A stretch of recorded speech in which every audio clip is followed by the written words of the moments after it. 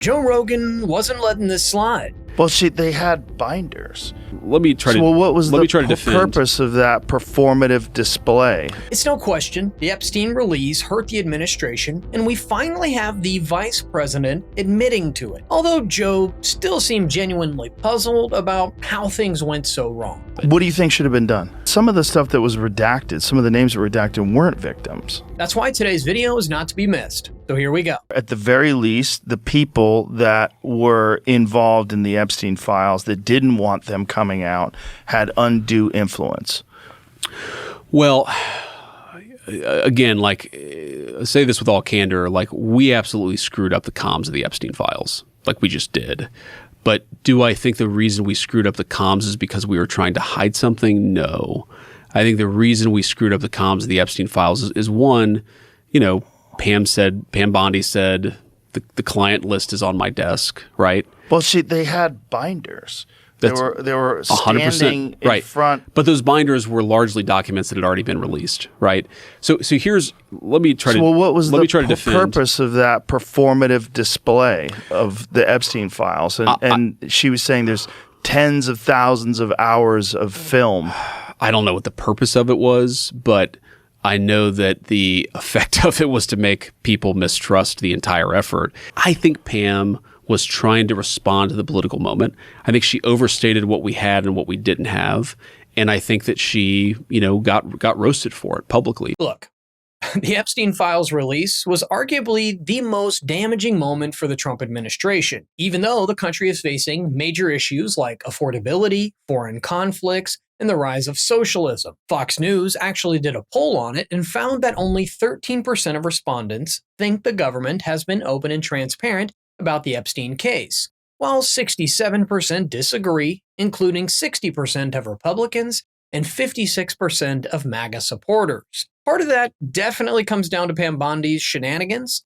Another factor, though, is that the issue was allowed to drag on for so long that Democrats suddenly came out of the woodwork and pretended they actually cared about it. But JD believes that the real problem goes back further than most people realize. It's pretty interesting. Take a look. Look, the original sin of the Epstein investigation, and obviously I'm biased here, but it was not what Donald Trump and the administration did in 2025.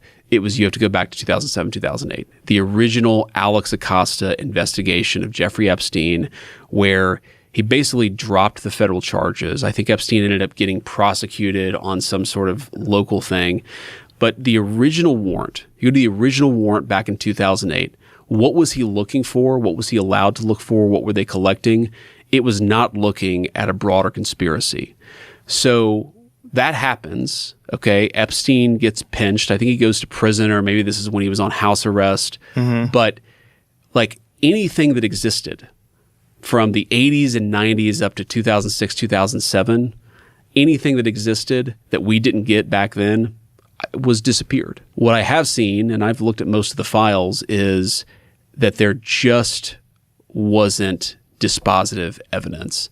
And if that dispositive evidence ever existed, it was probably destroyed after 2006, 2007. Now, some might view this as JD changing the subject, but he's also making a pretty important point, I think. Back in 2007, an assistant U.S. attorney submitted a draft indictment against Epstein outlining 60 criminal counts, along with a memo summarizing the evidence assembled against him. Then, Alex Acosta offered to end the investigation if Epstein pled guilty to 2 state charges, agreed to accept a prison term, and set up a way for his victims to obtain monetary damages. Now, that non-prosecution agreement also extended federal immunity to both named and unnamed co-conspirators, which is why a 2020 DOJ review found poor judgment in handling the case. But here's the bigger point. With many of the files now being public, we've seen over 10 countries launch investigations into the people named in them.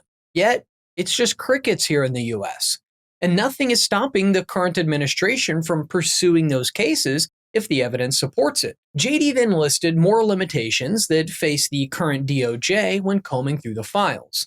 But before we get there, here's a quick message from today's sponsor. In our last video, we covered Vault Strategic Mining, trading as KNXFF in the US and KNOX in Canada, and how the company was building what could become one of America's most strategic tungsten portfolios. Since then, the story has accelerated. Vault has now expanded its footprint by acquiring 4 historic tungsten assets, anchored by its flagship war bond project in Nevada. The timing could hardly be better. The US remains heavily dependent on foreign tungsten, with roughly 90% of the global supply controlled by our adversaries. This goes well beyond mining. Tungsten is essential for modern defense, from aircraft carriers and armored vehicles to precision-guided munitions. That's why Washington has made securing domestic critical minerals a national priority. With billions in government support flowing into domestic supply chains, Vault is positioning itself right where demand meets policy. If you want to learn more about them, check out the link in the description. A special thanks to Vault Strategic Mining for making today's video possible. What do you think should have been done? I think that we should have just dropped everything at the very beginning. And like, obviously it takes a little time to review the stuff, to find the stuff, to redact things where you have victims and so forth. But we should have just done it as quickly as possible. But some of the stuff that was redacted, some of the names that were redacted weren't victims. And like, let me highlight this in a very sort of obvious way.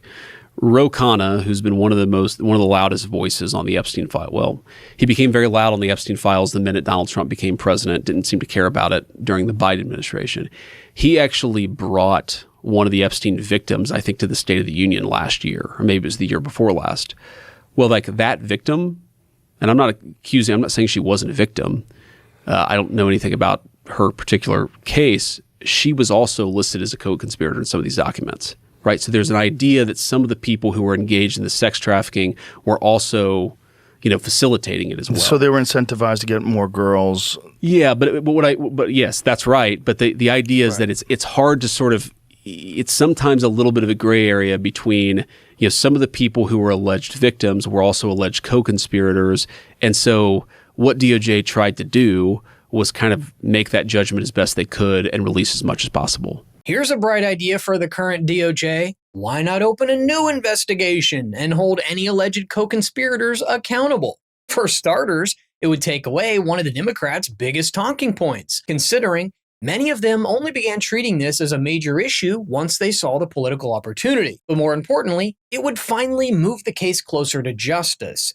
Because right now, it sure seems like the victims are the ones being left behind.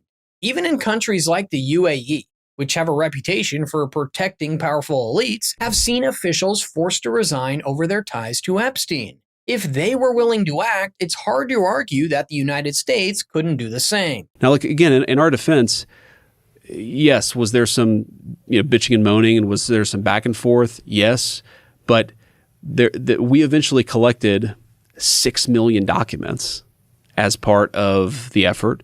The president, people say the president was forced into releasing the documents. Like, again, the idea that Donald Trump could not have killed that legislation, especially with the United States Senate, is a joke. He absolutely could have killed it. What did he do? He actually said, nope, we're going to release these files.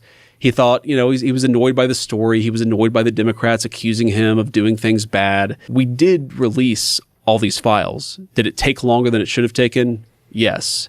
But we did release these files. And again, the problem here is not like anything that's in the files or not in the files. The problem is, if you go back to the original investigation, it was designed in a way that was way too narrow.